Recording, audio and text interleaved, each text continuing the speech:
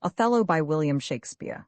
Act I scene I Venice, a street, tush, never tell me, I take it much unkindly that thou, Iago, who haste had my purse as if the strings were thine, shouldst know of this. Blood, but you will not hear me. If ever I did dream of such a matter, abhor me. Despise me if I do not. 3 great ones of the city, in personal suit to make me his lieutenant, off cap to him, and by the faith of man, I know my price, I am worth no worse a place. But he, as loving his own pride and purposes, evades them, with a bombast circumstance horribly stuffed with epithets of war, and in conclusion none suits my mediators. For certes, says he, I have already chose my officer. And what was he? Forsooth, a great arithmetician, one Michael Cassio, a Florentine, a fellow almost damned and a fair wife, that never set a squadron in the field, nor the division of a battle knows more than a spinster, unless the bookish theoric, wherein the toged consuls can propose as masterly as he. Mere prattle without practice is all his soldiership. But he, sir, had the election, and I, of whom his eyes had seen the proof at Rhodes, at Cyprus, and on other grounds, Christian and heathen, must be belied and calmed by debitor and creditor. This Count Acosta, he, in good time, must his lieutenant be, and I God bless the mark. His moorship's ancient. Why, there's no remedy. 'Tis the curse of service, preferment goes by letter and affection, and not by old gradation, where each second stood heir to the first. Now, sir, be judge yourself, whether I in any just term am affined to love the more. Oh, sir, content you? I follow him to serve my turn upon him. We cannot all be masters, nor all masters cannot be truly followed. You shall mock many a duteous and knee-crooking knave, that, doting on his own obsequious bondage, wears out his time, much like his master's ass, for naught but provender, and when he's old, cashiered, whip me such honest knaves. Others there are who, trimmed in forms and visages of duty, keep yet their hearts attending on themselves, and, throwing but shows of service on their lauds, do well thrive by them, and when they have lined their coats do themselves homage. These fellows have some soul, and such a one do I profess myself. For, sir, it is as sure as you are Rodrigo, were I the Moor, I would not be Iago. In following him, I follow but myself. Heaven is my judge, not I for love and duty, but seeming so, for my peculiar end, for when my outward action doth demonstrate the native act and figure of my heart in complement extern, 'tis not long after, but I will wear my heart upon my sleeve for daws to peck it. I am not what I am. What a full fortune does the thick lip so if he can care it thus. Call up her father, rouse him, make after him, poison his delight, proclaim him in the streets, incense her kinsmen, and though he in a fertile climate dwell, plague him with flies. Though that his joy be joy, yet throw such changes of vexation on't as it may lose some colour. Do, with like timorous accent and dire yell as when, by night and negligence, the fire is spied in populous cities. Awake, what ho, Brabantio, thieves, thieves, thieves, look to your house, your daughter, and your bags, thieves, thieves. What is the reason of this terrible summons? What is the matter there? Zounds, sir, you're robbed, for shame, put on your gown, your heart is burst, you have lost half your soul. Even now, very now, an old black ram is topping your white ewe. Arise, arise, awake the snotting citizens with the bell, or else the devil will make a grandsire of you. Arise, I say. The worse a welcome. I have charged thee not to haunt about my daws. In honest plainness thou hast heard me say my daughter is not for thee, and now in madness, being full of supper and distempering draughts, upon malicious bravery, dost thou come to stop my quiet. But thou must needs be sure my spirit and my place have in them power to make this bitter to thee. What tell'st thou me of robbing? This is Venice, my house is not a grange. Most grave Brabantio, in simple and pure soul I come to you, sir, I will answer anything. But I beseech you, if be your pleasure and most wise consent, as partly I find it is, that your fair daughter, at this odd even and dull watch o' the night, transported, with no worse nor better guard, but with a knave of common hire, a gondolier, to the gross clasps of a lascivious Moor.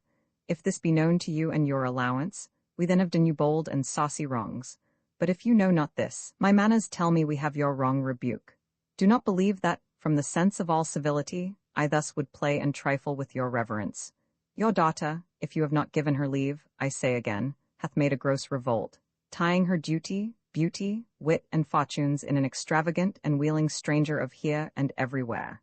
Straight satisfy yourself, if she be in her chamber or your house, let loose on me the justice of the state for thus deluding you. Strike on the tinder, ho, give me a taper, call up all my people.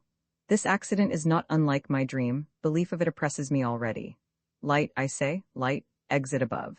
Farewell, for I must leave you. It seems not meet nor wholesome to my place to be produced, as if I stay, I shall, against the moor. For I do know, the state, however this may gall him with some check, cannot with safety cast him, for he's embarked with such loud reason to the Cyprus wars, which even now stand in act, that, for their souls, another of his fathom they have none, to lead their business. In which regard, though I do hate him as I do hell pains, yet for necessity of present life, I must show out a flag and sign of love, which is indeed but sign, that you shall surely find him, lead to the Sagittary the raised search, and there will I be with him. So, farewell. Exit. It is too true an evil, gone she is, and what's to come of my despised time is naught but bitterness. Now, Rodrigo, where didst thou see her? O unhappy girl, with the Moor, say'st thou, who would be a father? How didst thou know 'twas she? Oh, she deceives me past thought. What said she to you? Get more tapers, raise all my kindred. Are they married, think you? O heaven, how got she out? O treason of the blood, fathers, from hence trust not your daughters' minds by what you see them act. Is there not charms by which the property of youth and maidhood may be abused? Have you not read, Rodrigo, of some such thing? Call up my brother. Oh, would you had her? Some one way, some another. Do you know where we may apprehend her in the moor? I think I can discover him, if you please, to get good guard and go along with me. Pray you lead on. At every house I'll call, I may command at most. Get weapons, ho, and raise some special offices of night. On, good Rodrigo, I'll deserve your pains. Exeunt, scene room into another street. Though in the trade of war I have slain men, yet do I hold it very stuff o' the conscience to do no contrived murder. I lack iniquity sometimes to do me service. 9 or 10 times I had thought to have yerked him here under the ribs. Nay, but he prated, and spoke such scurvy and provoking terms against your honour that, with the little godliness I have, I did full hard forbear him. But, I pray you, sir, are you fast married? Be assured of this, that the Magnifico is much beloved, and hath in his effect a voice potential as double as the Duke's. He will divorce you. I'll put upon you what restraint and grievance the law, with all his might to enforce it on, will give him cable. Let him do his spite. My services, which I have done the Signory, shall out-tongue his complaints. 'Tis yet to know, which, when I know that boasting is an honour, I shall promulgate. I fetch my life and being from men of royal siege, and my demerits may speak unbonneted to as proud a fortune as this that I have reached. For no, Iago, but that I love the gentle Desdemona, I would not my unhoused free condition put into circumscription and confine for the sea's worth. But look, what lights come yond? Those are the raised father and his friends, you were best go in. Not I must be found, my pots, my title and my perfect soul shall manifest me rightly. Is it they, the servants of the Duke and my lieutenant? The goodness of the night upon you, friends. What is the news? The Duke does greet you, General, and he requires your haste post-haste appearance, even on the instant. Something from Cyprus as I may divine. It is a business of some heat. The galleys have sent a dozen sequent messengers this very night at one another's heels, and many of the consuls, raised and met, are at the Duke's already. You have been hotly called for. When being not at your lodging to be found, the Senate hath sent about 3 several guests to search you out. 'Tis well I am found by you. I will but spend a word here in the house and go with you. Exit. Faith, he tonight hath boughted a land carrack. If it prove lawful prize, he's made for ever. It is Brabantio. General, be advised, he comes to bad intent. Keep up your bright swords, for the Jew will rust them. Good Signia, you shall more command with years than with your weapons. O thou foul thief, where hast thou stowed my daughter? Damned as thou art, thou hast enchanted her. For I'll refer me to all things of sense, if she in chains of magic were not bound, whether a maid so tender, fair and happy, so opposite to marriage that she shunned the wealthy curled darlings of our nation, would ever have, to incur a general mock, run from her godage to the sooty bosom of such a thing as thou, to fear, not to delight. Judge me the world, if 'tis not gross in sense that thou hast practised on her with foul charms, abused her delicate youth with drugs or minerals that weaken motion. I'll have disputed on, 'tis probable and palpable to thinking. I therefore apprehend and do attach thee for an abuser of the world, a practiser of arts inhibited and out of warrant. Lay hold upon him. If he do resist, subdue him at his peril. Hold your hands, both you of my inclining, and the rest. Were it my cue to fight, I should have known it without a prompter. Where will you that I go to answer this your charge? To prison, till fit time of law and cause of direct session call thee to answer. What if I do obey? How may the Duke be therewith satisfied, whose messengers are here about my side, upon some present business of the state to bring me to him? 'Tis true, most worthy Signia, the Duke's in council and your noble self, I am sure, is sent for. How, the Duke in council, in this time of the night, bring him away, mine's not an idle cause. The Duke himself, or any of my brothers of the state, cannot but feel this wrong as twere their own. For if such actions may have passage free, bondslaves and pagans shall our statesmen be. Exeunt. Scene Roman 3, a council chamber. There is no composition in these news that gives them credit. Indeed, they are disproportioned. My letters say 107 galleys, and mine 200, but though they jump not on a just account, as in these cases where the aim reports, 'tis oft with difference. Yet do they all confirm a Turkish fleet and bearing up to Cyprus. Nay, it is possible enough to judgment. I do not so secure me in the error, but the main article I do approve in fearful sense. The Turkish preparation makes for roads, so as I bid report here to the state by Signor Angelo. This cannot be, by no essay of reason. 'Tis a pageant to keep us in false gaze.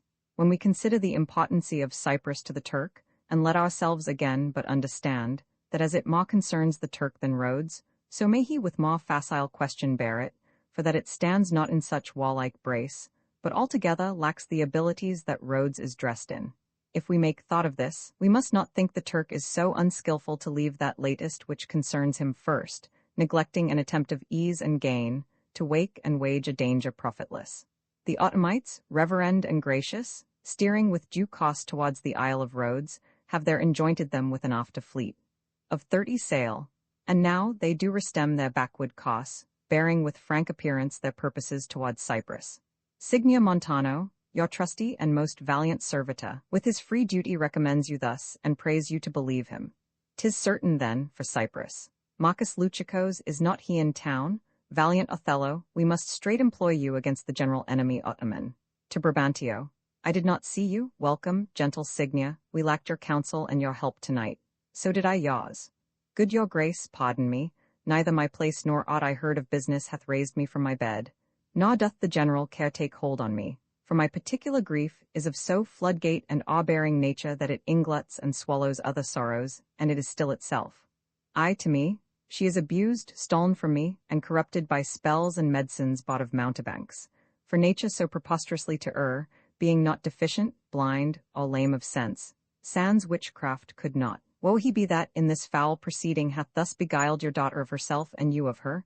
The bloody book of law you shall yourself read in the bitter letter after your own sense. Yea, though our proper son stood in your action. Humbly I thank your grace. Here is the man, this Moor, whom now, it seems, your special mandate for the state affairs hath hither brought.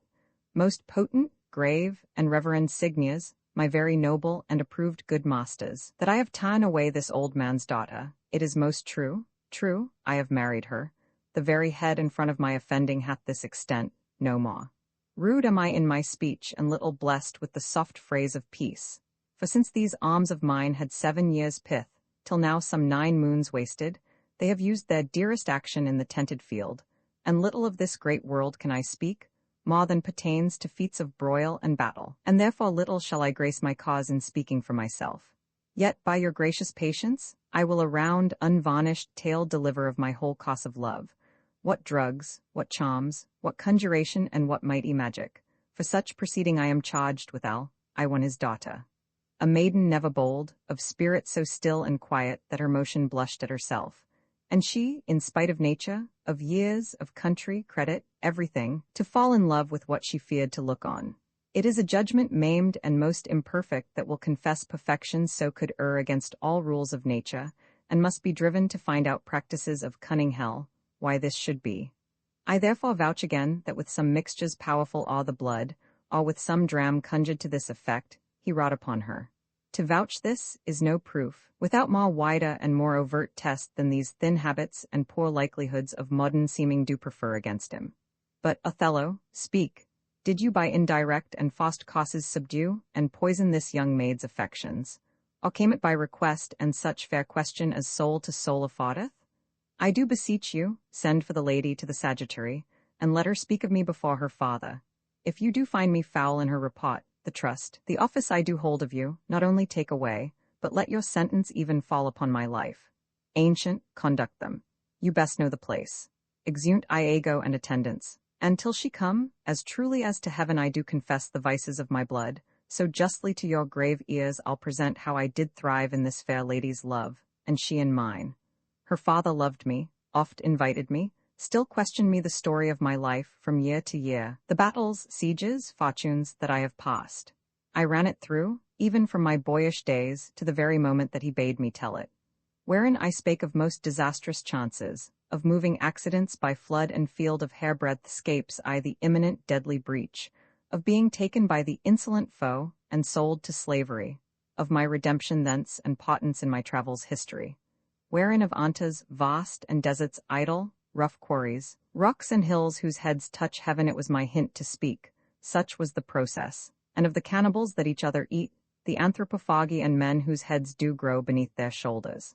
This to hear would Desdemona seriously incline, but still the house affairs would draw her thence, whichever as she could with haste dispatch, she'd come again, and with a greedy ear devour up my discourse, which I observing, took once a pliant hour, and found good means to draw from her a prayer of earnest heart that I would all my pilgrimage dilate, whereof by parcels she had something heard, but not intentively. I did consent, and often did beguile her of her tears, when I did speak of some distressful stroke that my youth suffered.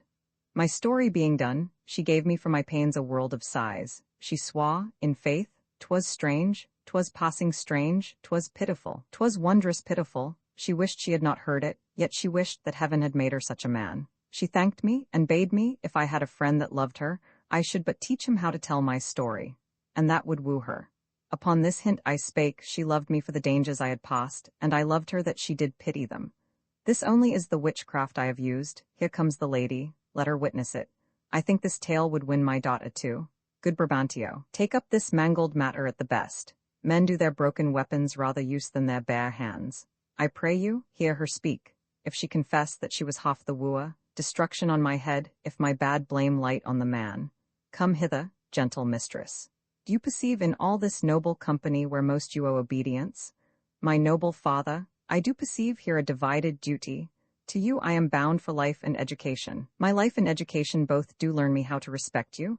You are the laud of duty, I am hitherto your daughter. But here's my husband, and so much duty as my mother showed to you, preferring you before her father, so much I challenge that I may profess due to the more my laud. God be why you, I have done. Please it your grace, on to the state affairs. I had rather to adopt a child than get it. Come hither, Moor. I here do give thee that with all my heart which, but thou hast already, with all my heart I would keep from thee. For your sake, Jewel, I am glad at soul I have no other child, for thy escape would teach me tyranny, to hang clogs on them. I have done, my lord. Let me speak like yourself, and lay a sentence which, as a grise or step, may help these lovers into your favor. When remedies are past, the griefs are ended by seeing the worst, which late on hopes depended. To mon a mischief that is past and gone, is the next way to draw a new mischief on. What cannot be preserved when fortune takes patience her injury a mockery makes. The rubbed that smiles steals something from the thief, he rubs himself that spends a bootless grief. So let the Turk of Cyprus us beguile, we lose it not, so long as we can smile. He bears the sentence well that nothing bears but the free comfort which from thence he hears, but he bears both the sentence and the sorrow that, to pay grief, must of poor patience borrow. These sentences, to sugar, or to gall, being strong on both sides, are equivocal, but words are words. I never yet did hear that the bruised heart was pierced through the ear. I humbly beseech you, proceed to the affairs of state. The tyrant custom, most grave senators, hath made the flinty and steel couch of war my thrice-driven bed of down. I do agonize a natural and prompt alacrity I find in hardness, and do undertake these present wars against the Ottomites. Most humbly therefore bending to your state, I crave fit disposition for my wife. Due reference of place and exhibition, with such accommodation and besought as levels with her breeding. If you please, bed at her father's. Nor I would not there reside, to put my father in impatient thoughts by being in his eye. Most gracious Duke, to my unfolding lend your prosperous ear, and let me find a charter in your voice, to assist my simpleness. That I did love the more to live with him, my downright violence and storm of fortunes may trumpet to the world. My heart's subdued even to the very quality of my laud. I saw Othello's visage in his mind, and to his honour and his valiant parts did I my soul and fortunes consecrate, so that, dear lords, if I be left behind, a moth of peace and he go to the war, the rights for which I love him are bereft me, and I a heavy interim shall support by his dear absence. Let me go with him. Let her have your voices. Vouch with me, heaven, I therefore beg it not, to please the palate of my appetite, nor to comply with heat, the young affects in me defunct, and proper satisfaction, but to be free and bounteous to her mind. And heaven defend your good souls, that you think I will your serious and great business scant for she is with me. No, when light-winged toys of feathered Cupid seal with wanton dullness my speculative and officed instruments, that my despots corrupt and taint my business, let housewives make a skillet of my helm, and all indine and base adversities make head against my estimation. Be it as you shall privately determine, either for her stay or going. The affair cries haste, and speed must answer it. At 9 the morning here we'll meet again. Othello, leave some officer behind, and he shall our commission bring to you, with such things else of quality and respect as doth impart you. So please your grace, my ancient, a man he is of honest and trust, to his conveyance I assign my wife, with what else needful your good grace shall think to be sent after me. Let it be so. Good night to every one, to Brabantio. And noble Signia, if virtue no delighted beauty lack, your son-in-law is far more fair than black. Look to her more, if thou hast eyes to see she has deceived her father, and may thee exeunt duke, senators, officers, etc. my life upon her faith. Honest Iago, my Desdemona must I leave to thee, I prithee. Let thy wife attend on her, and bring them after in the best advantage. Come, Desdemona, I have but an hour of love, of worldly matters and direction, to spend with thee. We must obey the time. Exeunt Othello and Desdemona. Thus do I ever make my fool my purse, for I mine own gained knowledge should profane, if I would time expend with such a snipe. But for my spot and profit, I hate the Moor, and it is thought abroad, that twixt my sheets he has done my office. I know not if be true, but I, for mere suspicion in that kind, will do as if for surety. He holds me well, the better shall my purpose work on him. Cassio's a proper man. Let me see now, to get his place and to plume up my will in double knavery. How? Let's see. After some time, to abuse Othello's ear that he is too familiar with his wife. He hath a person and a smooth disposed to be suspected, framed to make women false. The Moor is of a free and open nature, that thinks men honest that but seem to be so, and will as tenderly be led by the nose as asses are. I haved, it is engendered. Hell and night must bring this monstrous birth to the world's light. Exit. Othello by William Shakespeare. Uncopyright may you do good and not evil. May you find forgiveness for yourself and forgive others. May you share freely, never taking more than you give. Copyright pages exist to tell you that you can't do something. Unlike them, this uncopyright page exists to tell you that the writing and artwork in this ebook are believed to be in the United States public domain. That is, they are believed to be free of copyright restrictions in the United States. The United States public domain represents our collective cultural heritage, and items in it are free for anyone in the United States to do almost anything at all with, without having to get permission. Copyright laws are different all over the world, and the source text or artwork in this ebook may still be copyrighted in other countries. If you're not located in the United States, you must check your local laws before using this ebook. Standard ebooks makes no representations regarding the copyright status of the source text or artwork in this ebook in any country other than the United States. Non-authorship activities performed on items that are in the public domain, so-called sweat of the brow, work, don't create a new copyright. That means that nobody can claim a new copyright on an item that is in the public domain for, among other things, work like digitization, mock-up, or typography.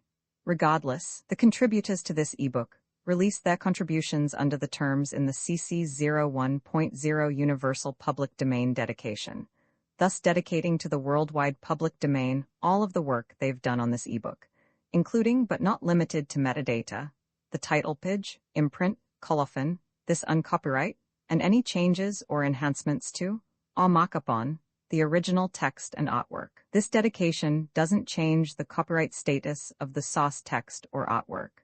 We make this dedication in the interest of enriching our global cultural heritage, to promote free and libre culture around the world, and to give back to the unrestricted culture that has given all of us so much. Table of Contents Landmarks. Act Roman 2 Scene I a seaport in Cyprus, an open place near the quay, nothing at all. It is a high-wrought flood, I cannot twixt the heaven and the main descry a sail. Methinks the wind hath spoke aloud at land, a full blast ne'er shook our battlements, if it hath roughened so upon the sea, what ribs of oak, when mountains melt on them, can hold the mawties? What shall we hear of this? A segregation of the Turkish fleet, for do but stand upon the foaming shaw. The chidden billow seems to pelt the clouds. The wind-shaked surge, with high and monstrous mane, seems to cast water on the burning bear, and quench the gods of the ever-fixed pole. I never did like molestation view on the enchafed flood. If that the Turkish fleet be not inshelted and embayed, they are drowned. It is impossible they bear it out. News, lads, our wars are done. The desperate tempest hath so banged the Turks, that their designment halts. A noble ship of Venice hath seen a grievous wreck and sufferance on most part of their fleet. The ship is here put in, a Veronsa. Michael Cassio, lieutenant to the warlike Moor Othello, is come on shore. The Moor himself at sea, and is in full commission here for Cyprus. But this same Cassio, though he speak of comfort touching the Turkish loss, yet he looks sadly, and prays the Moor be safe, for they were potted with foul and violent tempest. Pray heavens he be, for I have served him, and the man commands like a full soldier. Let's to the seaside, ho? As well to see the vessel that's come in as to throw out our eyes for brave Othello, even till we make the main and the aerial blue an indistinct regard. Come, let's do so, for every minute is expectancy of more arrivance. Thanks, you the valiant of this warlike isle, that so approve the Moor. Oh, let the heavens give him defence against the elements, for I have lost us him on a dangerous sea. His bark is stoutly timbered, his pilot of very expert and approved allowance, therefore my hopes, not surfeited to death, stand in bold cure. A cry within, a sail, a sail, a sail. The town is empty, on the brow of the sea stand ranks of people, and they cry, a sail. They do discharge their shot of courtesy, our friends at least. I pray you, sir, go forth, and give us truth who 'tis that is arrived. Most fortunately, he hath achieved a maid that paragons description and wild fame, one that excels the quirks of blazoning pens, and in the essential vesture of creation does tire the ingenua. Has had most favorable and happy speed. Tempests themselves, high seas, and howling winds, the gutted rocks and congregated sands, traitors and steep to clog the guiltless keel, as having sense of beauty, do omit their mortal natures, letting go safely by the divine Desdemona. She that I spake of, our great captain's captain, left in the conduct of the bold Iago, whose footing here anticipates our thoughts a sennight speed. Great Jove, Othello god, and swell his sail with thine own powerful breath, that he may bless this bay with his tall ship, make love's quick pants in Desdemona's arms, give renewed fire to our extincted spirits, and bring all Cyprus comfort. Oh, behold, the riches of the ship is come on shore. Ye men of Cyprus, let her have your knees. Hail to thee, lady, and the grace of heaven before, behind thee, and on every hand enwheel thee round. I thank you, valiant Cassio. What tidings can you tell me of my lord? He is not yet arrived, nor know I aught but that he's well and will be shortly here. The great contention of the sea and skies potted our fellowship, but hark, a sail. Within, a sail, guns heard. They give their greeting to the citadel. This likewise is a friend. See for the news. Exit, gentlemen. Good ancient, you are welcome. To Emilia, welcome, mistress. Let it not gall your patience, good Iago, that I extend my manners. 'Tis my breeding that gives me this bold show of courtesy.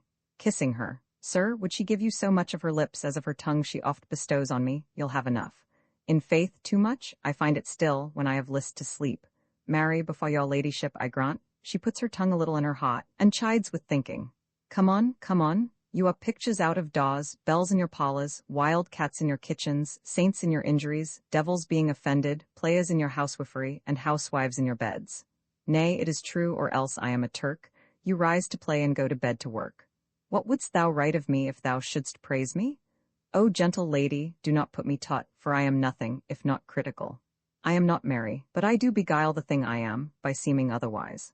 Come, how wouldst thou praise me? I am about it, but indeed my invention comes from my pate as bird-lime does from fries, it plucks out brains and all, but my muse labours, and thus she is delivered. If she be fair and wise, fairness and wit, the one's for use, the other useth it. If she be black, and the two have a wit, she'll find a white that shall her blackness fit. She never yet was foolish that was fair, for even her folly helped her to an heir. There's none so foul and foolish thereunto, but does foul pranks which fair and wise ones do. She that was ever fair and never proud, had tongue at will and yet was never loud, never lacked gold and yet went never gay, fled from her wish and yet said, now I may. She that being angered, her revenge being nigh, bade her wrong stay and her displeasure fly. She that in wisdom never was so frail to change the cod's head for the salmon's tail. She that could think and ne'er disclose her mind, see suitors following and not look behind. She was a wight, if ever such wight were. It gives me wonder great as my content to see you here before me. Oh, my soul's joy! If after every tempest come such calms, may the winds blow till they have wakened death. And let the laboring bark climb hills of seas Olympus high and duck again as low as hells from heaven. If it were now to die, 'twere now to be most happy. For I fear, my soul hath her content so absolute that not another comfort like to this succeeds in unknown fate. The heavens forbid, but that our loves and comforts should increase, even as our days do grow. Amen to that, sweet powers. I cannot speak enough of this content, it stops me here, it is too much of joy, and this, the greatest discords be kissing her, that ere our hearts shall make, aside, oh, you are well tuned now, but I'll set down the pegs that make this music, as honest as I am. Come, let us to the castle. News, friends, our wars are done, the Turks are drowned. How does my old acquaintance of this isle? Honey, you shall be well desired in Cyprus, I have found great love amongst them. O my sweet, I prattle out of fashion, and I dote in mine own comforts. I prithee, good Iago, go to the bay and disembark my coffers. Bring thou the master to the citadel. He is a good one, and his worthiness does challenge much respect. Come, Desdemona once more, well met at Cyprus. Exeunt Othello, Desdemona, and attendants. That Cassio loves her, I do well believe it, that she loves him, 'tis apt and of great credit. The more, howbeit that I endure him not, is of a constant, loving, noble nature, and I dare think he'll prove to Desdemona a most dear husband. Now, I do love her too, not out of absolute lust, though peradventure I stand accountant for as great a sin, but partly led to diet my revenge, for that I do suspect the lusty Moor hath leaped into my seat, the thought whereof doth, like a poisonous mineral, gnaw my inwards, and nothing can or shall content my soul till I am evened with him, wife for wife, or failing so, yet that I put the Moor at least into a jealousy so strong that judgment cannot cure. Which thing to do, if this poor trash of Venice, whom I trash for his quick hunting, stand the putting on, I'll have our Michael Cassio on the hip, abuse him to the Moor in the rank gob, for I fear Cassio with my nightcap too, make the Moor thank me, love me and reward me, for making him egregiously an ass and practising upon his peace and quiet even to madness. 'Tis here, but yet confused, knavery's plain face is never seen till used. Exit, scene Roman 2 a street, scene Roman 3 a hall in the castle. Good Michael, look you to the god tonight, let's teach ourselves that honorable stop, not to outspot discretion. Iago hath direction what to do, but notwithstanding with my personal eye will I look taught. Iago is most honest. Michael, good night. Tomorrow with your earliest let me have speech with you. To Desdemona. Come, my dear love, the purchase made, the fruits are to ensue, that profits yet to come tween me and you. Good night. Exeunt Othello, Desdemona, and attendants. If I can fasten but one cup upon him, with that which he hath drunk tonight already, he'll be as full of quarrel and offence as my young mistress dog.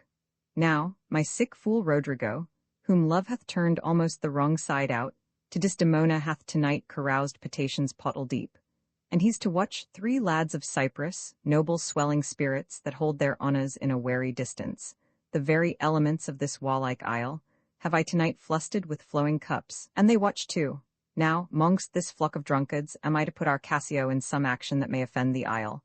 But here they come, if consequence do but approve my dream, my boat sails freely, both with wind and stream. Some wine ho sings, and let me the cannikin clink clink, and let me the cannikin clink. A soldier's a man, a life's but a span, why then, let a soldier drink. Some wine, boys, O sweet England? King Stephen was a worthy peer, his breeches cost him but a crown, he held them sixpence all too dear, with that he called the tale alone. He was a wight of high renown, and thou art but of low degree, 'tis pride that pulls the country down, then take thine auld cloak about thee.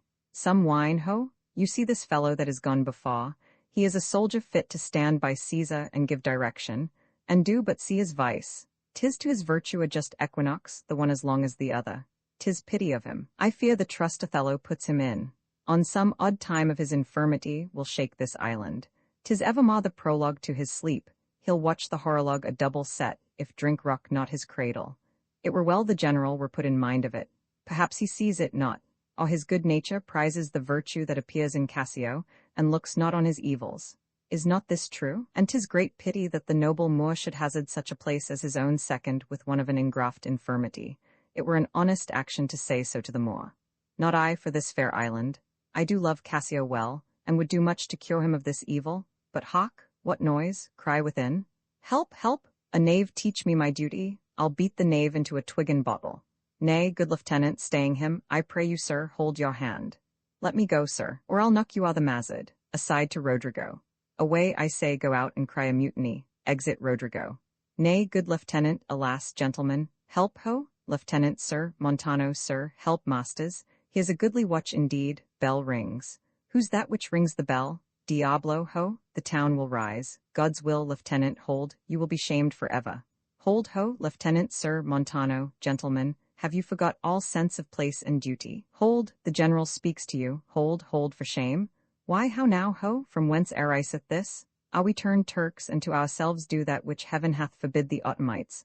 For Christian shame, put by this barbarous brawl, he that stirs next to carve for his own rage holds his soul light, he dies upon his motion. Silence that dreadful bell. It frights the isle from her propriety.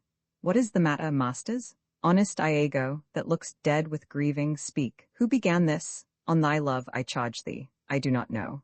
Friends all but now, even now in quata, and in terms like bride and groom divesting them for bed, and then, but now, as if some planet had unwitted men, sods out, and tilting one at other's breast in opposition bloody.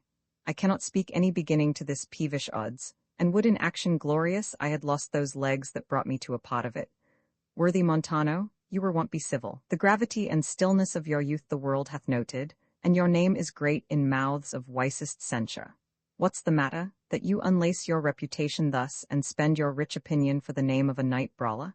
Give me answer to it. Worthy Othello, I am hurt to danger. Your officer, Iago, can inform you, while I spare speech, which something now offends me, of all that I do know. Nor know I aught by me that's said or done amiss this night, unless self-charity be sometimes a vice, and to defend ourselves it be a sin when violence assails us. Now, by heaven, my blood begins my safer guides to rule, and passion, having my best judgment collied, essays to lead the way. If I once stir, or do but lift this arm, the best of you shall sink in my rebuke. Give me to know how this foul rout began, who set it on, and he that is approved in this offence, though he had twinned with me both at a birth, shall lose me. What, in a town of war, yet wild, the people's hearts brimful of fear, to manage private and domestic quarrel in night, and on the cot and guard of safety? 'Tis monstrous. Iago, who began't? If partially affined or leagued in office thou dost deliver more or less than truth, thou art no soldier. Touch me not so near. I had rather have this tongue cut from my mouth than it should do offence to Michael Cassio. Yet I persuade myself, to speak the truth shall nothing wrong him. Thus it is, General. Montano and myself being in speech, there comes a fellow crying out for help, and Cassio following him with determined sod to execute upon him. Sir, this gentleman steps in to Cassio, and entreats his pause. Myself the crying fellow did pursue, lest by his clamour, as it so fell out, the town might fall in fright. He, swift of foot, outran my purpose, and I returned the rather for that I heard the clink and fall of sods, and Cassio high in oath, which till tonight I ne'er might say before. When I came back, for this was brief, I found them close together, at blow and thrust, even as again they were when you yourself did pot them.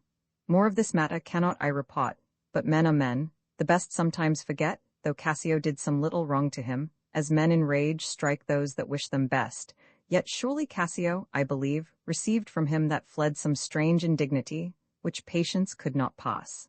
I know, Iago, thy honesty and love doth mince this matter, making it light to Cassio. Cassio, I love thee but never more be officer of mine.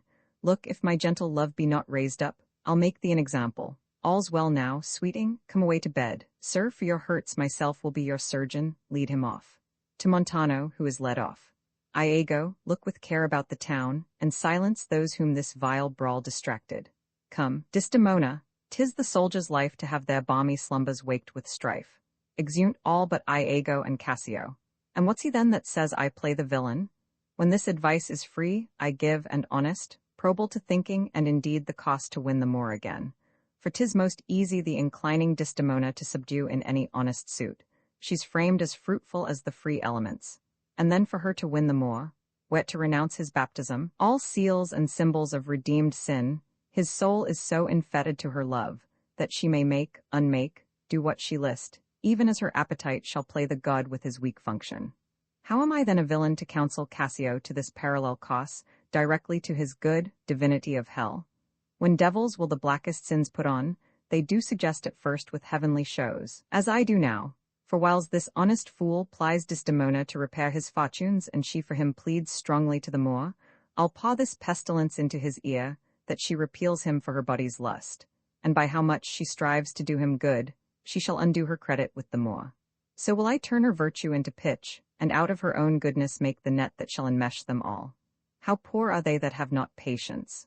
What wound did ever heal but by degrees? Thou know'st we work by wit, and not by witchcraft, and wit depends on dilatory time. Dost not go well? Cassio hath beaten thee, and thou by that small hurt haste cashiered Cassio. Though other things grow fair against the sun, yet fruits that blossom first will first be ripe. Content thyself a while. By the mass 'tis morning, pleasure and action make the hours seem short. Retire thee, go where thou art billeted, away, I say, thou shalt no more hereafter, nay, get thee gone. Exit Rodrigo. 2 things are to be done. My wife must move for Cassio to her mistress. I'll set her on, myself the while to draw the Moor apart, and bring him jump when he may Cassio find soliciting his wife.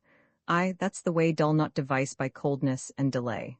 Exit. Act Roman 3 Scene I before the castle. Masters, play here. I will content your pains, something that's brief, and bid good morrow, general. Music? Why, no, the day had broke before we parted. I have made bold Iago to send into your wife. My suit to her is, that she will to virtuous Desdemona procure me some access. I'll send her to you presently, and I'll devise a mean to draw the Moor out of the way, that your converse and business may be more free. I humbly thank you for it. Exit Iago. I never knew a Florentine more kind and honest. Good morrow, good lieutenant, I am sorry for your displeasure, but all will sure be well. The general and his wife are talking of it, and she speaks for you stoutly. The Moor replies that he you hurt is of great fame in Cyprus and great affinity, and that in wholesome wisdom he might not but refuse you, but he protests he loves you and needs no other suitor, but his likings to take the safest occasion by the front to bring you in again. Yet, I beseech you, if you think fit, that it may be done, give me advantage of some brief discourse with Desdemona alone. Pray you, come in. I will bestow you where you shall have time to speak your bosom freely.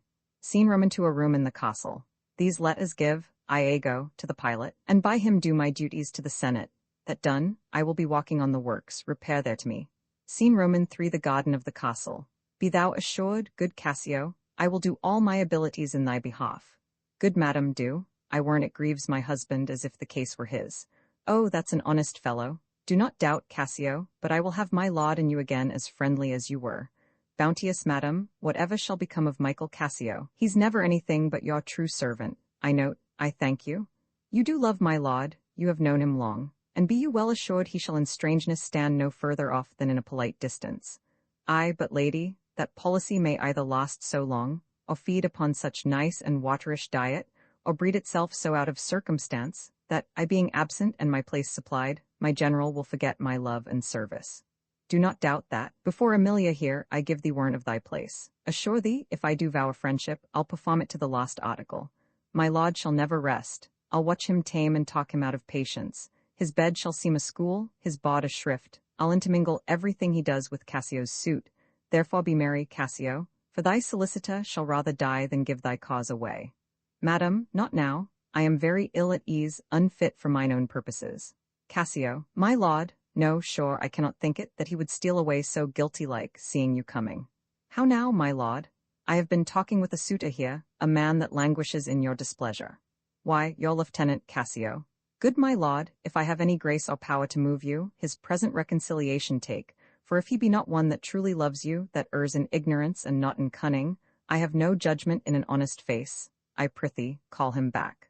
Ay, sooth, so humbled that he hath left part of his grief with me to suffer with him. Good love, call him back.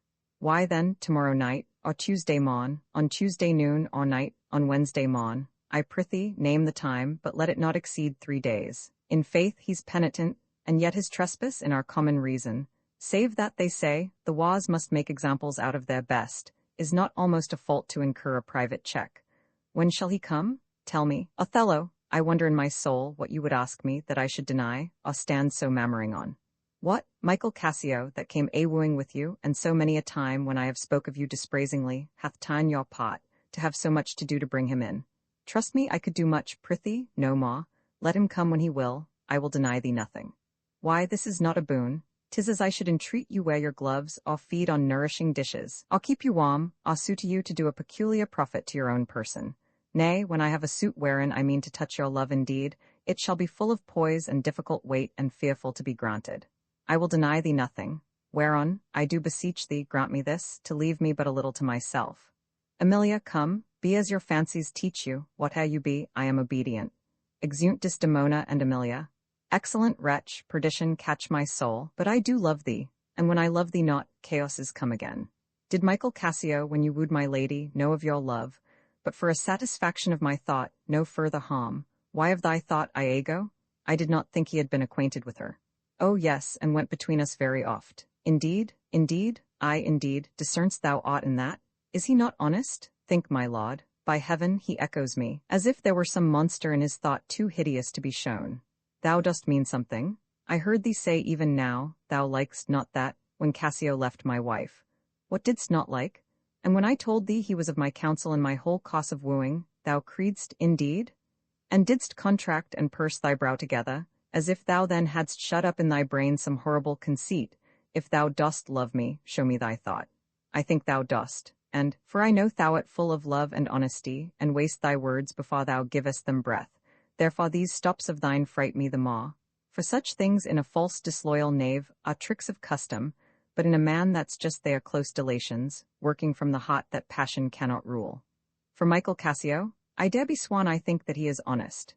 Men should be what they seem, or those that be not, would they might seem none? Nay, yet there's more in this, I prithee. Speak to me as to thy thinkings, as thou dost ruminate, and give thy worst of thoughts the worst of words. Good my lord, pardon me, though I am bound to every act of duty, I am not bound to that all slaves are free to. Utter my thoughts? Why, say they are vile and false, as where's that palace whereinto foul things sometimes intrude not. Who has a breast so pure, but some uncleanly apprehensions keep leets and laudes, and in sessions sit with meditations lawful. Thou dost conspire against thy friend, Iago, if thou but think'st him wronged and makest his ear a stranger to thy thoughts. I do beseech you, though I perchance am vicious in my guess, as, I confess, it is my nature's plague to spy into abuses, and oft my jealousy shapes faults that are not, that your wisdom yet, from one that so imperfectly conceits, would take no notice, nor build yourself a trouble out of his scattering and unsure observance. It were not for your quiet nor your good, nor for my manhood, honesty, or wisdom, to let you know my thoughts.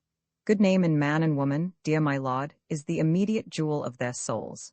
Who steals my purse steals trash. 'Tis something, nothing. 'Twas mine, 'tis his, and has been slave to thousands. But he that filches from me my good name robs me of that which not enriches him and makes me poor indeed. You cannot, if my heart were in your hand, nor shall not, whilst 'tis in my custody.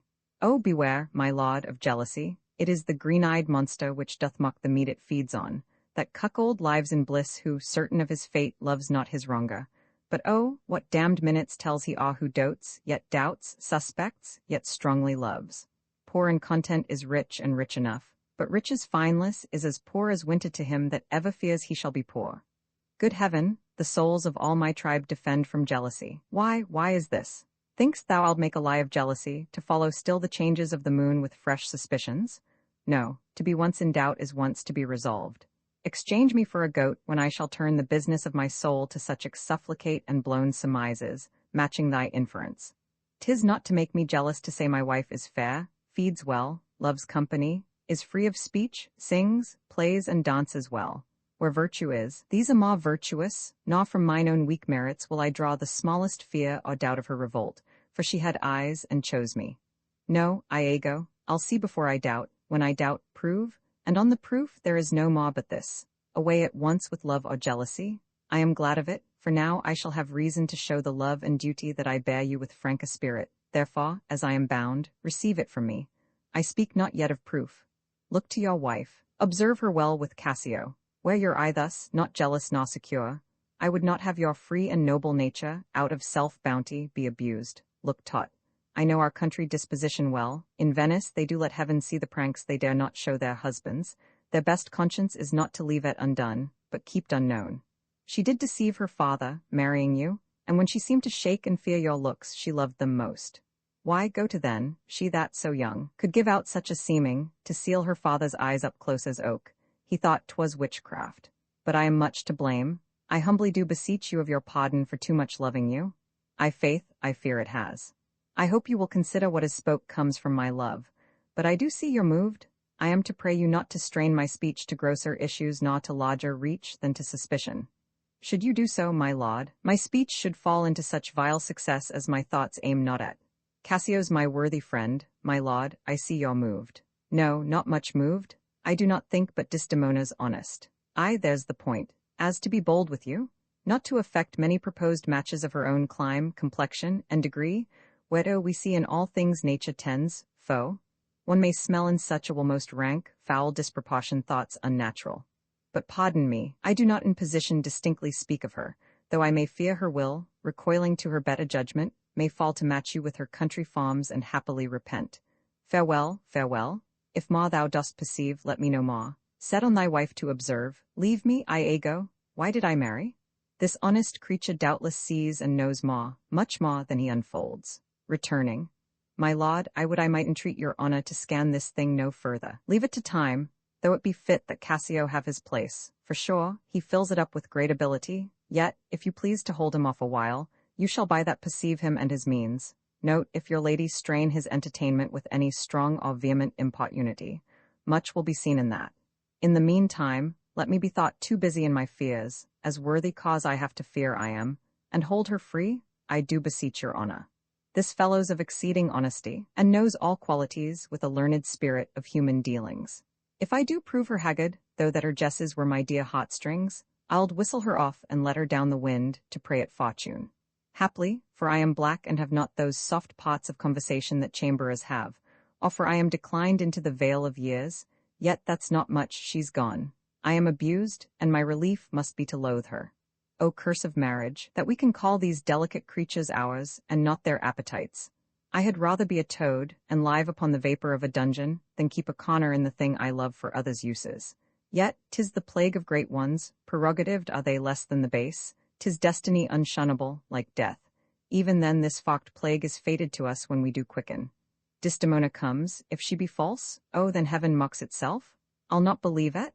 How now, my dear Othello, your dinner, and the generous islanders by you invited, do attend your presence. Why do you speak so faintly? Are you not well? Faith, that's with watching, 'twill away again, let me but bind it hard, within this hour it will be well. Your napkin is too little, he puts the handkerchief from him, and it drops.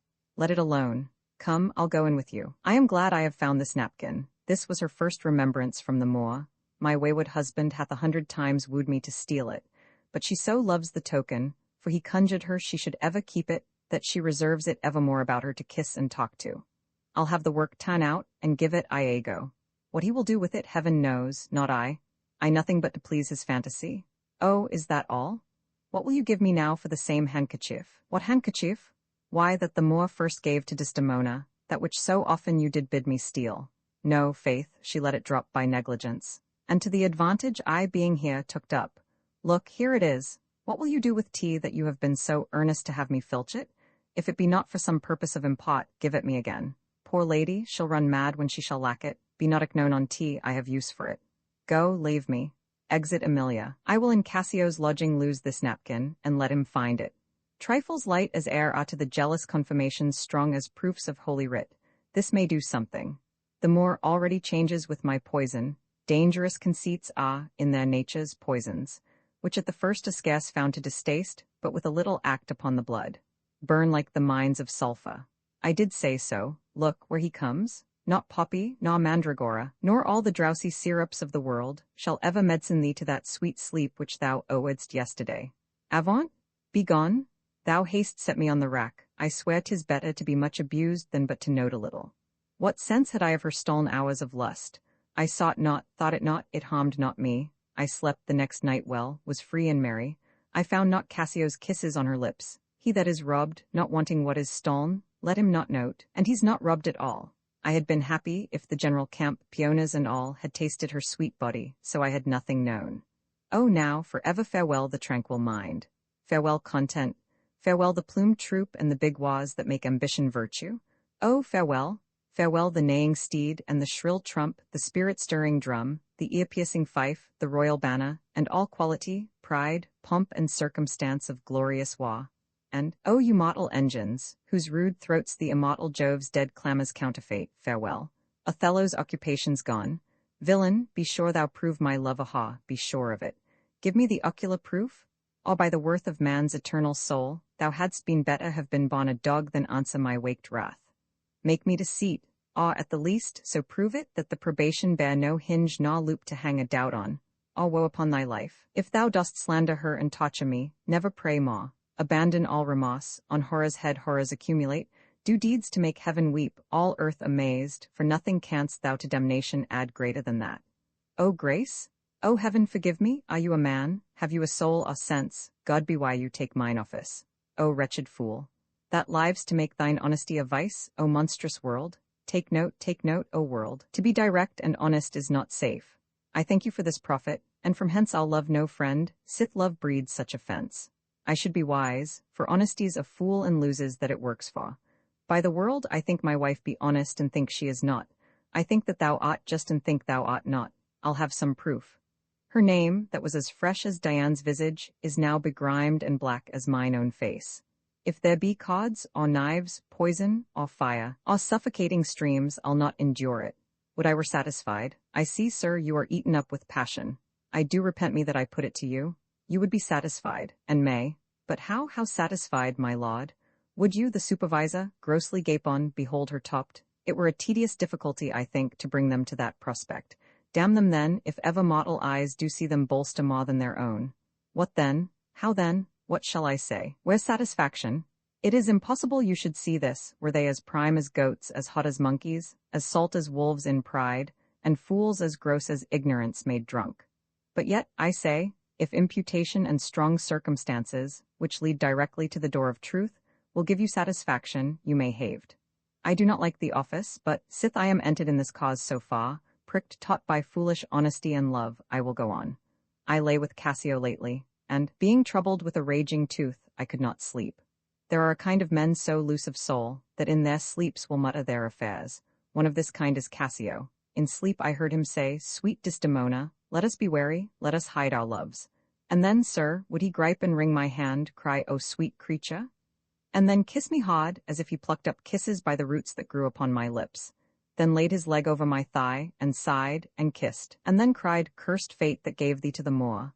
But this denoted a foregone conclusion. 'Tis a shrewd doubt, though it be but a dream, and this may help to thicken other proofs that do demonstrate thinly. Nay, but be wise. Yet we see nothing done, she may be honest yet. Tell me but this, have you not sometimes seen a handkerchief spotted with strawberries in your wife's hand? I know not that, but such a handkerchief, I am sure it was your wife's, did I today see Cassio wipe his beard with. If it be that, or any that was hers, it speaks against her with the other proofs. Oh, that the slave had 40,000 lives, one is too poor, too weak for my revenge, now do I see 'tis true. Look here, Iago, all my fond love thus do I blow to heaven. 'Tis gone, arise, black vengeance, from thy hollow cell, yield up, O love, thy crown and haughted throne to tyrannous hate. Swell, bosom, with thy fraught, for 'tis of aspic's tongues. Never, Iago, like to the Pontic sea, whose icy current and compulsive course ne'er feels retiring ebb, but keeps due on to the Propontic and the Hellespont, even so my bloody thoughts, with violent pace, shall ne'er look back, ne'er ebb to humble love, till that a capable and wide revenge swallow them up. Now, by yond marble heaven kneels. In the due reverence of a sacred vow, I here engage my words. Do not rise yet. Kneels. Witness, you ever-burning lights above, you elements that clip us round about, witness that here Iago doth give up the execution of his wit, hands hot, to wronged Othello's service. Let him command, and to obey shall be in me remorse, what bloody business ever. They rise.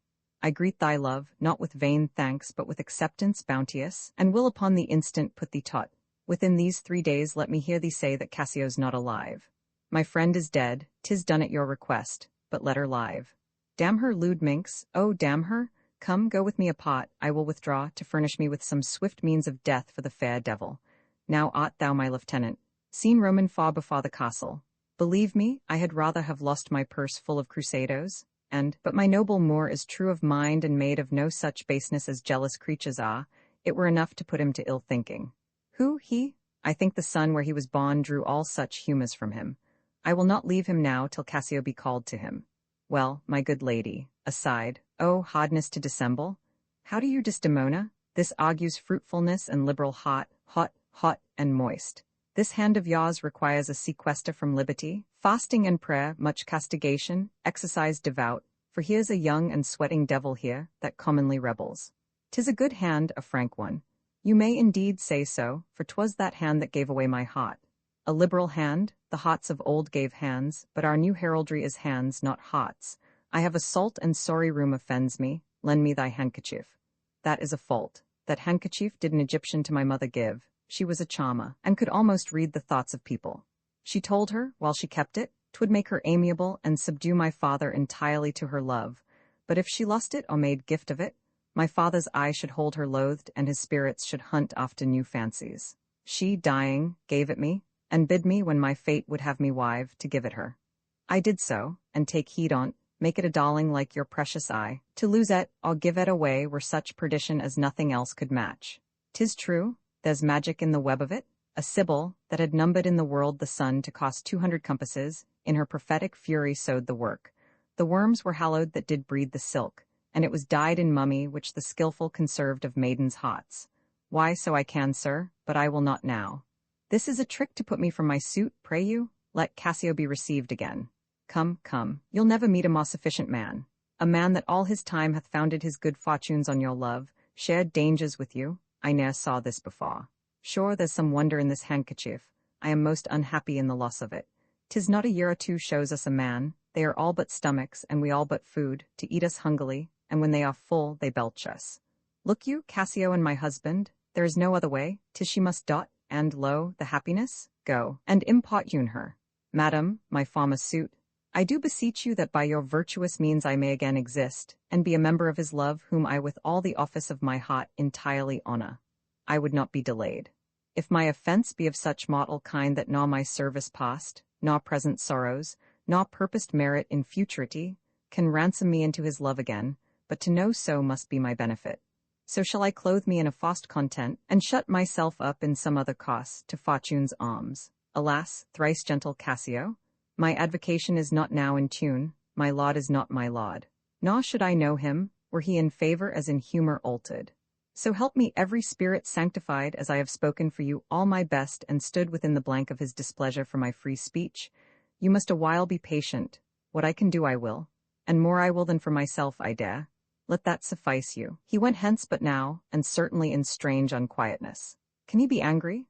I have seen the cannon when it hath blown his ranks into the air, and like the devil from his very arm puffed his own brother. And can he be angry? Something of moment then, I will go meet him. There's matter in't indeed if he be angry. I prithee do so. Exit Iago.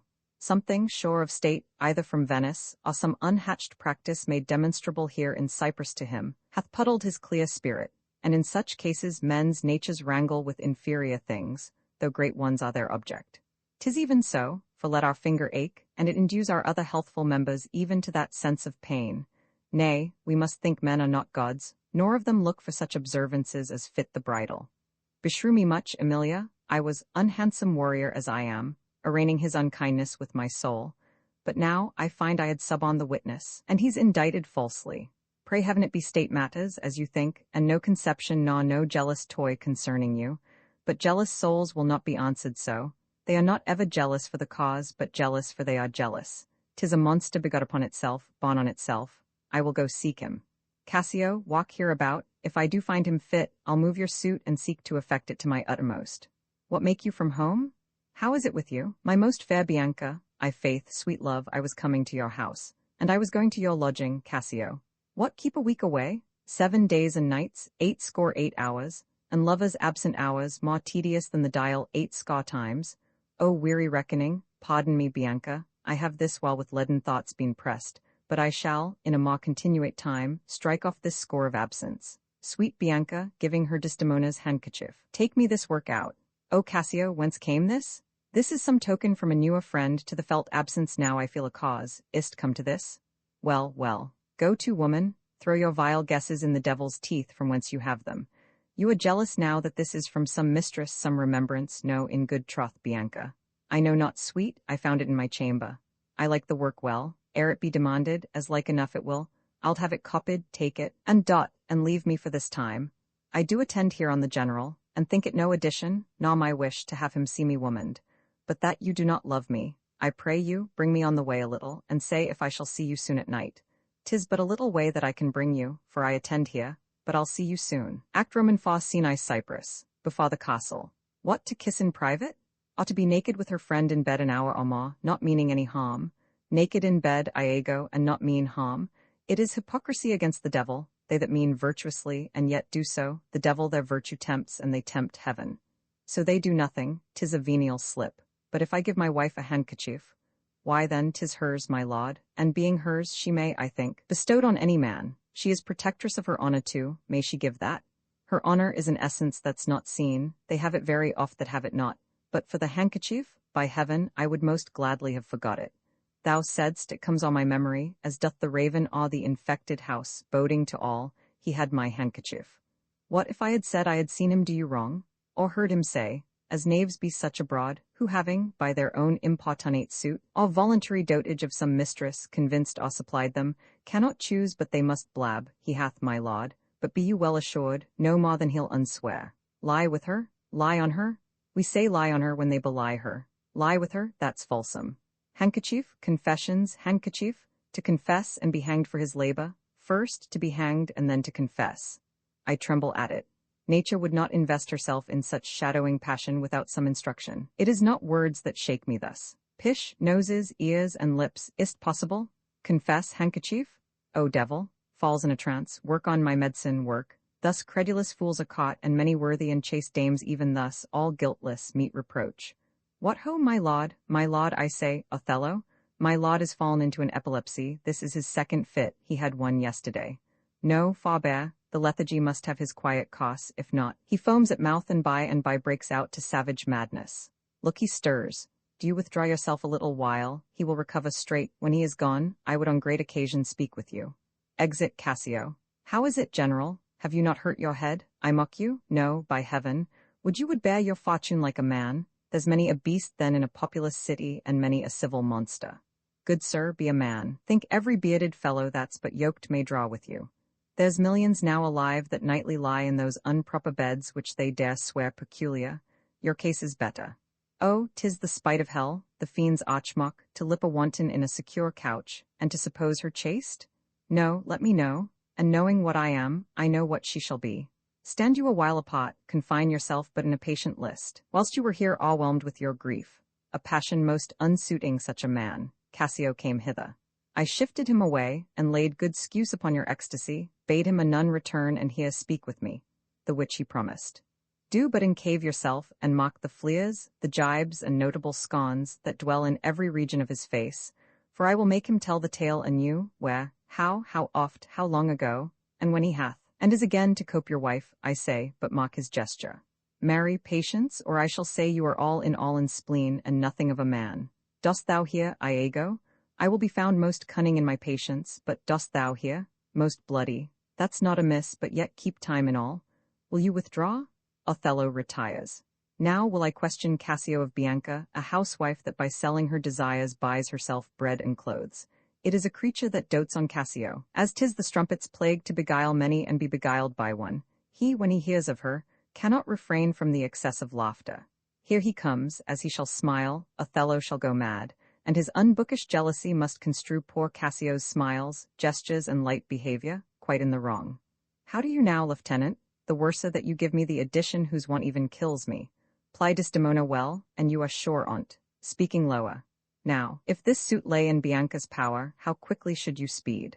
Now he importunes him to tell it all. Go to? Well said, well said. She gives it out that you shall marry, hey? Do you intend it? Something from Venice, sure. 'Tis Lodovico come from the Duke, and see your wife is with him. I am very glad to see you, Signia, welcome to Cyprus. Cousin, there's fallen between him and my lord an unkind breach, but you shall make all well. He did not call, he's busy in the paper. Is there division twixt my lord and Cassio? A most unhappy one. I would do much to atone them, for the love I bear to Cassio. Maybe the letter moved him, for as I think, they do command him home, deputing Cassio in his government. My lord, this would not be believed in Venice, though I should swear I saw it.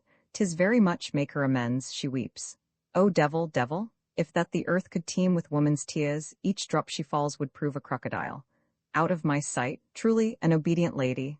I do beseech your lordship, call her back. Aye, you did wish that I would make her turn, sir. She can turn and yet go on and turn again. And she can weep, sir, weep, and she's obedient, as you say, obedient, very obedient. Proceed you in your tears. Concerning this, sir, O well-painted passion, I am commanded home. Get you away, I'll send for you anon. Sir, I obey the mandate and will return to Venice. Hence, avant, exit Desdemona. Cassio shall have my place. And sir, tonight I do entreat that we may sup together. You are welcome, sir, to Cyprus. Goats and monkeys, exit. Is this the noble Moor whom our full senate call all in all sufficient? Is this the nature whom passion could not shake? Whose solid virtue the shot of accident nor dart of chance could neither graze nor pierce? He's that he is. I may not breathe my censure what he might be. If what he might he is not, I would to heaven he were. Faith, that was not so well. Yet would I knew that stroke would prove the worst. Is it his use? Or did the letters work upon his blood and new create this fault? Alas, alas, it is not honesty in me to speak what I have seen and known. You shall observe him, and his own causes will denote him so that I may save my speech. Do but go after, and mark how he continues. Seen room into a room in the castle. But then I saw no harm, and then I heard each syllable that breath made up between them. I durst, my lord, to wager she is honest, lay down my soul at stake. If you think other, remove your thought. It doth abuse your bosom. If any wretch have put this in your head, let heaven requite it with the serpent's curse. For if she be not honest, chaste, and true, there's no man happy. The purest of their wives is foul as slander. Bid her come hither, go, exit Emilia. She says enough, yet she's a simple bawd that cannot say as much. This is a subtle haw, a closet lock and key of villainous secrets, and yet she'll kneel and pray. I have seen her dot. Let me see your eyes, look in my face, to Emilia. Some of your function, mistress, leave procreance alone and shut the door, cough or cry hem. If anybody come, your mystery, nay, dispatch, exit Emilia. Upon my knees, what doth your speech impart?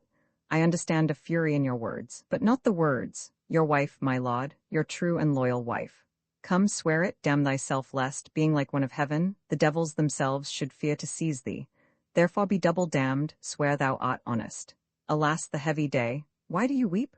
Am I the motive of these tears, my lord? If haply you, my father, do suspect an instrument of this your calling back, lay not your blame on me.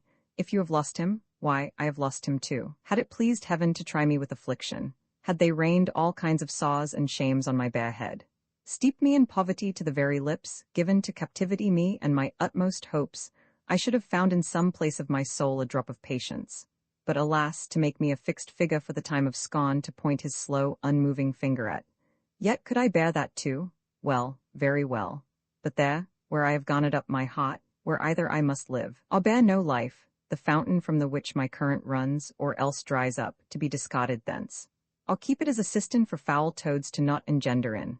Turn thy complexion there, patience, thou young and rose-lipped cherubin. I there, look grim as hell?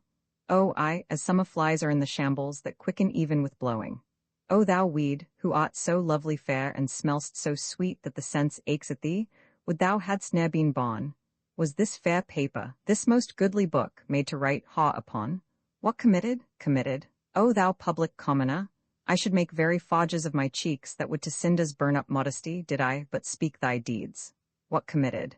Heaven stops the nose at it and the moon winks, the body wind that kisses all it meets is hushed within the hollow mine of earth, and will not hear it. What committed? Impudent strumpet? No, as I am a Christian, if to preserve this vessel for my laud from any other foul, unlawful touch be not to be a strumpet, I am none. I cry you mercy, then. I took you for that cunning whore of Venice that married with Othello. Raising his voice. You, mistress, that have the office opposite to St. Peter and keep the gate of hell? You, we have done our costs, there's money for your pains, I pray you, turn the key and keep our counsel. Exit. Alas, what does this gentleman conceive? How do you, madam? How do you, my good lady? I have none. Do not talk to me, Emilia, I cannot weep, nor answer have I none but what should go by water. Prithee, tonight lay on my bed my wedding sheets, remember, and call thy husband hither. 'Tis meet I should be used so, very meet. How have I been behaved that he might stick the smallest opinion on my least misuse? What is your pleasure, madam? How is't with you? I cannot tell. Those that do teach young babes do it with gentle means and easy tasks. He might have chid me so, for in good faith I am a child to chiding. Alas, Iago, my lord hath so behawed her. Thrown such despite and heavy terms upon her, as true hearts cannot bear. He called her haw. A beggar in his drink could not have laid such terms upon his callet. Hath she forsook so many noble matches, her father and her country and her friends, to be called haw? Would it not make one weep? Beshrew him fought, how comes this trick upon him? I will be hanged if some eternal villain, some busy and insinuating rogue, some cozening slave to get some office have not devised this slander. I'll be hanged else. A hole to pardon him, and hell gnaw his bones. Why should he call her ha? Who keeps her company? What place? What time? What farm? What likelihood? The moors abused by some most villainous knave, some base notorious knave, some scurvy fellow. O heaven, that such companions thou'ldst unfold, and put in every honest hand a whip to lash the rascals naked through the world even from the east to the west. Oh, fie upon them! Some such squire he was that turned your wit the seamy side without, and made you to suspect me with the Moor. Oh, good Iago, what shall I do to win my lot again?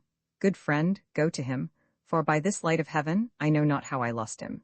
Here I kneel, if e'er my will did trespass gainst his love, either in discourse of thought or actual deed, or that mine eyes, mine ears, or any sense, delighted them in any other form, or that I do not yet, and ever did. And ever will, though he do shake me off to beggarly divorcement, love him dearly, comfort forswear me. Unkindness may do much, and his unkindness may defeat my life, but never taint my love. I cannot say, ha! It does upon me now I speak the word, to do the act that might the addition earn not the world's mass of vanity could make me. I pray you be content, 'tis but his humour, the business of the state does him offence, and he does chide with you.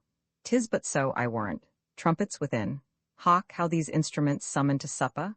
The messengers of Venice stay the meat, go in, and weep not, all things shall be well. Exeunt Desdemona and Emilia. Scene Roman 3. Another room in the castle. He says he will return incontinent. He hath commanded me to go to bed, and bade me to dismiss you.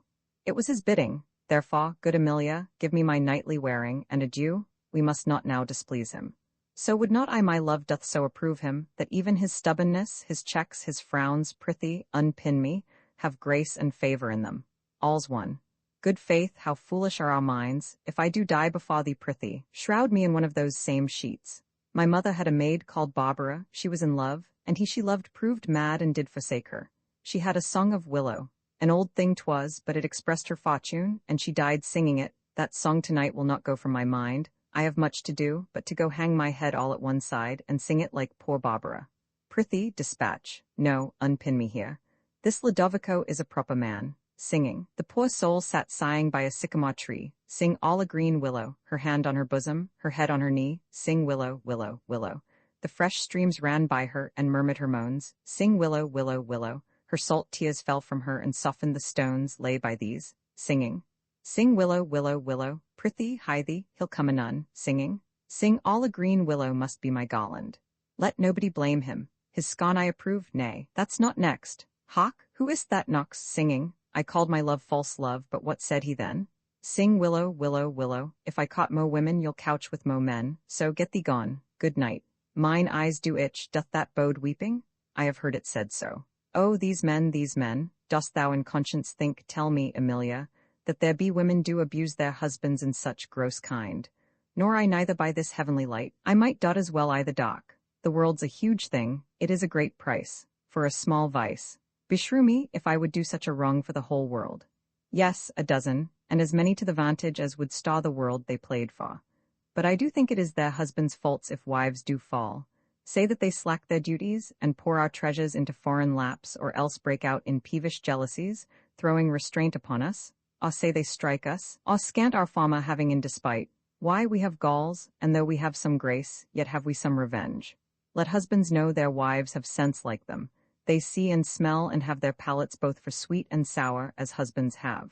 What is it that they do when they change us for others? Is it spot? I think it is. And doth affection breed it? I think it doth. Is't frailty that thus errs?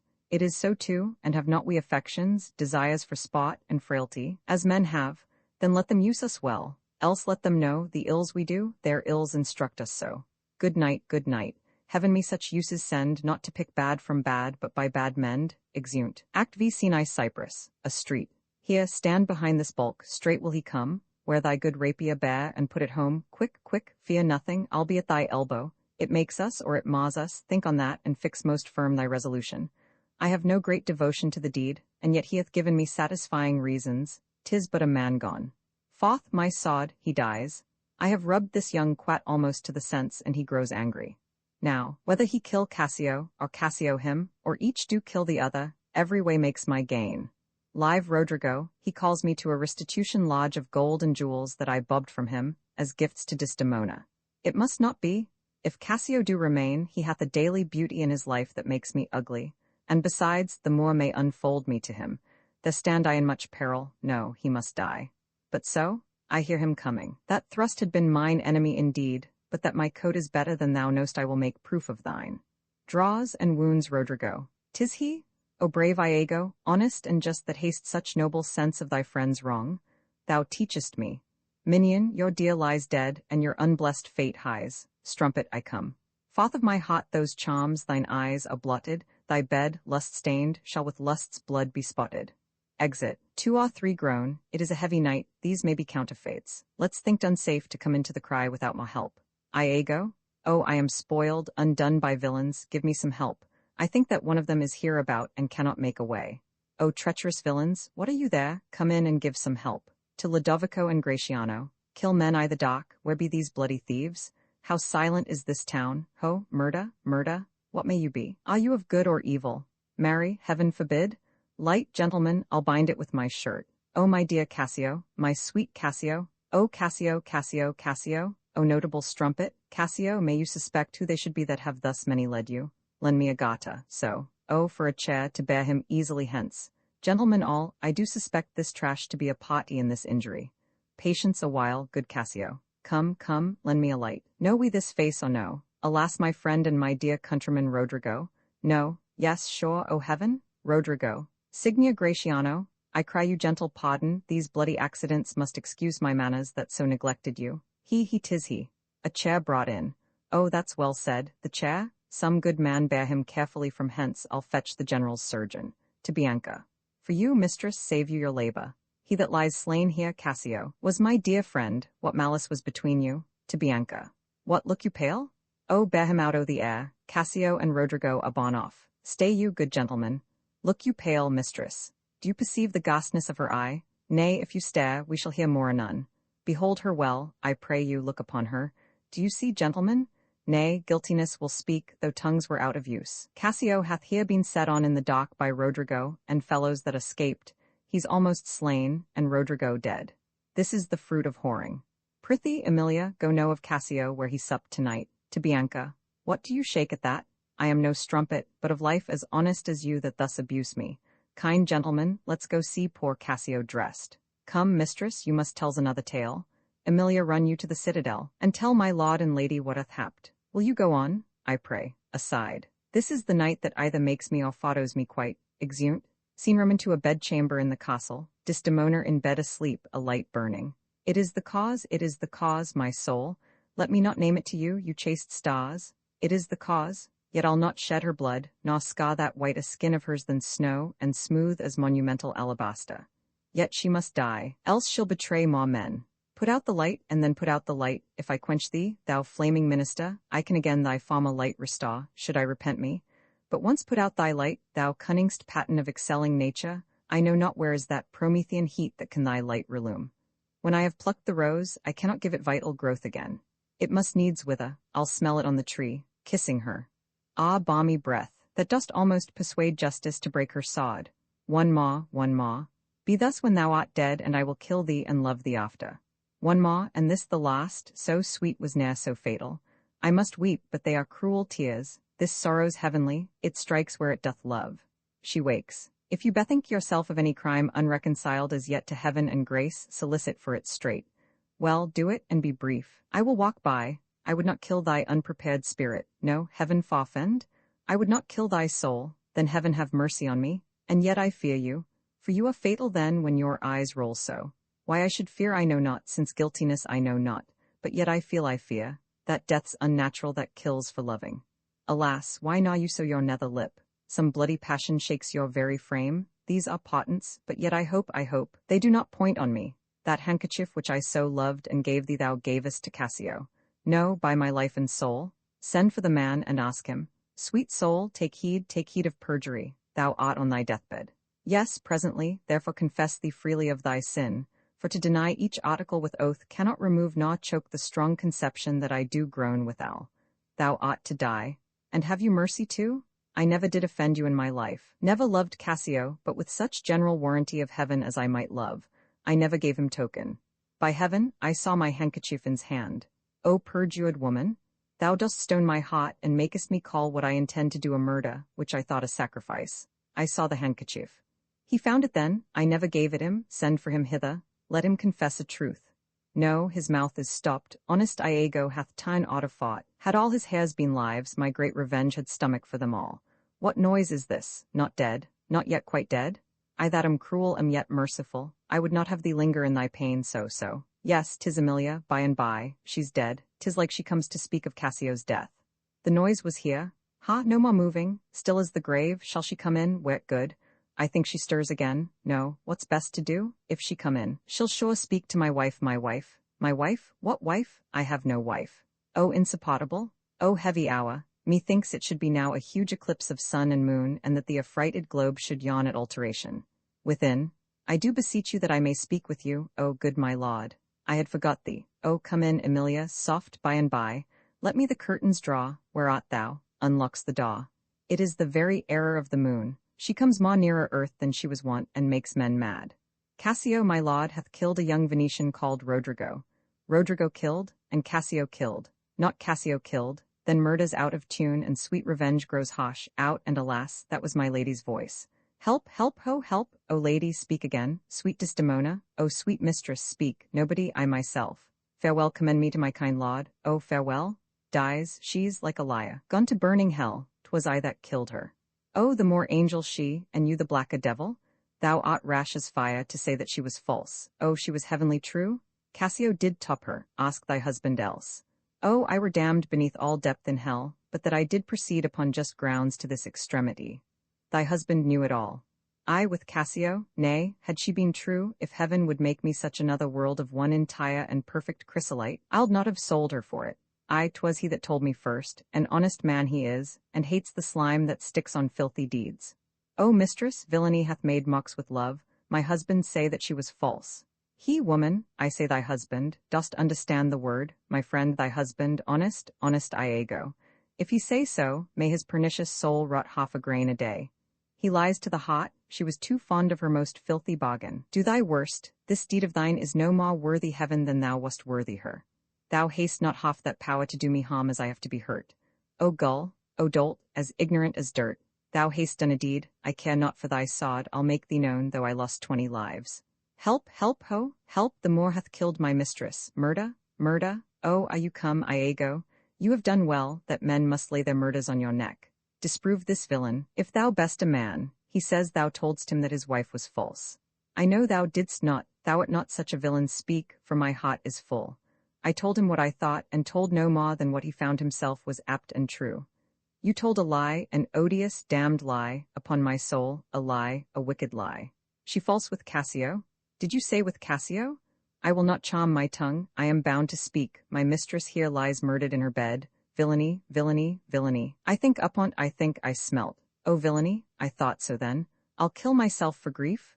Oh villainy, villainy. Good gentleman, let me have leave to speak, 'tis proper I obey him, but not now. Perchance, Iago, I will ne'er go home. Nay, lay thee down and raw, for thou hast killed the sweetest innocent that e'er did lift up eye. Rising, oh, she was foul. I scarce did know you, uncle, there lies your niece, whose breath, indeed, these hands have newly stopped. I know this act shows horrible and grim. Poor Desdemona? I am glad thy father's dead, thy match was mortal to him, and pure grief shaw his old thread in twain.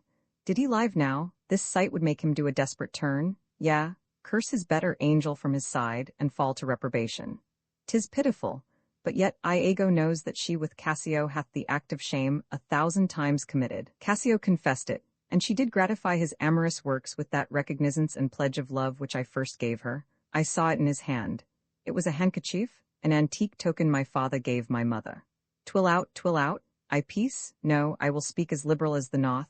Let heaven and men and devils, let them all cry shame against me, yet I'll speak. Fie, you're sought upon a woman? O thou dull Moor, that handkerchief thou speakst of I found by fortune and did give my husband.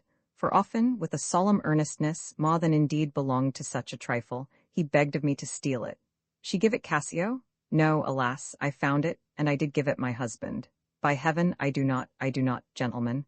O murderous coxcomb, what should such a fool do with so good a woman? Are there no stones in heaven but what serve for the thunder? Precious villain, he runs at Iago. Iago, from behind, stabs Emilia and exit. 'Tis a notorious villain. Take you this weapon, which I have here recovered from the Moor. Come, guard the door without. Let him not pass, but kill him rather.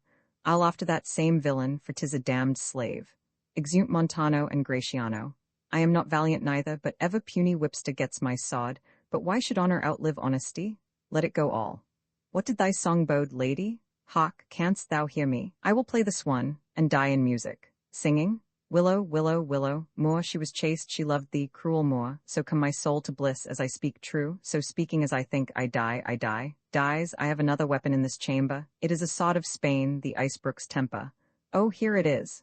Uncle, I must come forth. Within. If thou attempt it, it will cost thee dear. Thou hast no weapon, and perforce must suffer. Look in upon me then, and speak with me. Ah, naked as I am, I will assault thee. Behold, I have a weapon. A better never did itself sustain upon a soldier's thigh. I have seen the day that, with this little arm and this good sod, I have made my way through more impediments than 20 times your stop. But O vain boast, who can control his fate? 'Tis not so now. Be not afraid, though you do see me weaponed. Here is my journey's end, here is my butt, and very sea mark of my utmost sail. Do you go back dismayed? 'Tis a lost fear. Man but a rush against Othello's breast, and he retires. Where should Othello go? Now, how dost thou look now? O ill-starred wench, pale as thy smock. When we shall meet at Compt, this look of thine will hurl my soul from heaven, and fiends will snatch at it. Cold, cold, my girl, even like thy chastity? O cursed slave, whip me, ye devils, from the possession of this heavenly sight, blow me about in winds, roast me in sulphur, wash me in steep-down gulfs of liquid fire. O Desdemona, Desdemona, dead, oh, oh, oh, I look down towards his feet, but that's a fable. If that thou best a devil, I cannot kill thee.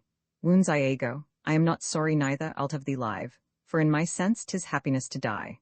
O thou Othello, thou wert once so good, fallen in the practice of a damned slave, what shall be said to thee? Why, anything, an honorable murderer, if you will. For naught I did in hate, but all in honor. This wretch hath pot confessed his villainy. Did you and he consent in Cassio's death? I do believe it, and I ask your pardon. Will you, I pray, demand that demi-devil why he hath thus ensnared my soul and body?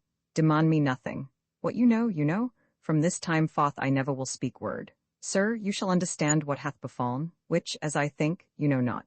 Here is a letter found in the pocket of the slain Rodrigo, and here another. The one of them imparts the death of Cassio to be undertook by Rodrigo. Now here's another discontented paper, found in his pocket too, and this, it seems, Rodrigo meant to have sent this damned villain, but that belike Iago in the interim came in and satisfied him. Oh, the pernicious caitiff! How came you, Cassio, by that handkerchief that was my wife's? I found it in my chamber, and he himself confessed, but even now that there he dropped it for a special purpose which wrought to his desire. There is besides in Rodrigo's letter, how he upbraids Iago, that he made him brave me upon the watch, whereon it came that I was cast. And even but now he spake, after long seeming dead, Iago hurt him, Iago set him on. You must forsake this room and go with us. Your power and your command is taken off, and Cassio rules in Cyprus. For this slave, if there be any cunning cruelty that can torment him much and hold him long, it shall be his. You shall close prison arrest, till that the nature of your fault be known to the Venetian state. Come, bring him away, soft you, a word or two before you go.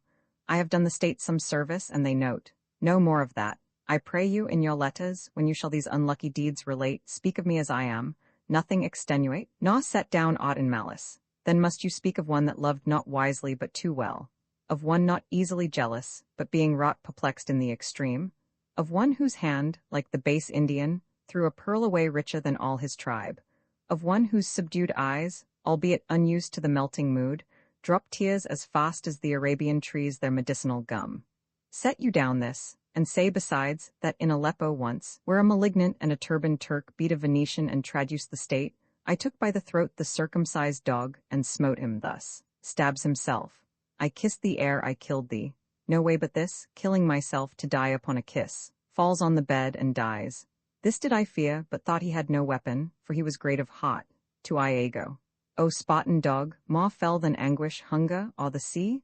Look on the tragic loading of this bed. This is thy work, the object poisoned sight, let it be hid.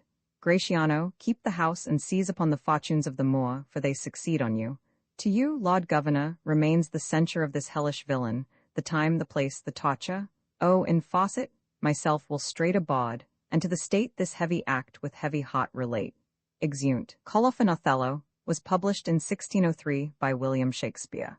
This ebook was produced for Standard eBooks by Vraj Mohan, and is based on a transcription produced in 1993 by Jeremy Hilton for the Massachusetts Institute of Technology, and on digital scans from the Hathaway Trust Digital Library.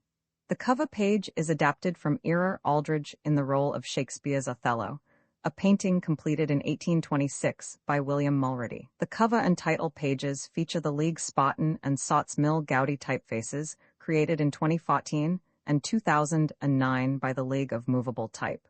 This edition was released on July 8, 2025, 6:53 p.m., and is based on revision 84D5B1E. The first edition of this ebook was released on January 23, 2021, 10:50 p.m. You can check for updates to this ebook, view its revision history, or download it for different e-reading systems at standardbooksorg/ebooks/William Shakespeare/Othello. The volunteer-driven Standard eBooks project relies on readers like you to submit typos, corrections, and other improvements. Anyone can contribute at Standard.org. Dramatis Personae Duke of Venice Brabantio, a senator other senators Gratiano, brother to Brabantio Lodovico, kinsman to Brabantio Othello, a noble Moor in the service of the Venetian state Cassio, his lieutenant Iago, his ancient Rodrigo, a Venetian gentleman Montano, Othello's predecessor in the government of Cyprus Clown, servant to Othello Desdemona, daughter to Brabantio and wife to Othello Emilia, wife to Iago Bianca, mistress to Cassio Sala, messenger, herald, officers, gentlemen, musicians, and attendants scene, Venice, a seaport in Cyprus. Imprint. This ebook is the product of many hours of hard work by volunteers for Standard eBooks, and builds on the hard work of other literature lovers made possible by the public domain. This particular ebook is based on a transcription from Massachusetts Institute of Technology and on digital scans from the Hathaway Trust Digital Library. The source text and artwork in this ebook are believed to be in the United States public domain. That is, they are believed to be free of copyright restrictions in the United States. They may still be copyrighted in other countries, so users located outside of the United States must check their local laws before using this ebook. The creators of, and contributors to, this ebook dedicate their contributions to the worldwide public domain via the terms in the CC 01.0 Universal Public Domain Dedication. For full license information, see the uncopyright at the end of this ebook. Standard eBooks is a volunteer-driven project that produces ebook editions of public domain literature using modern typography, technology, and editorial standards, and distributes them free of cost. You can download this and other ebooks carefully produced for true book lovers at Standard.org.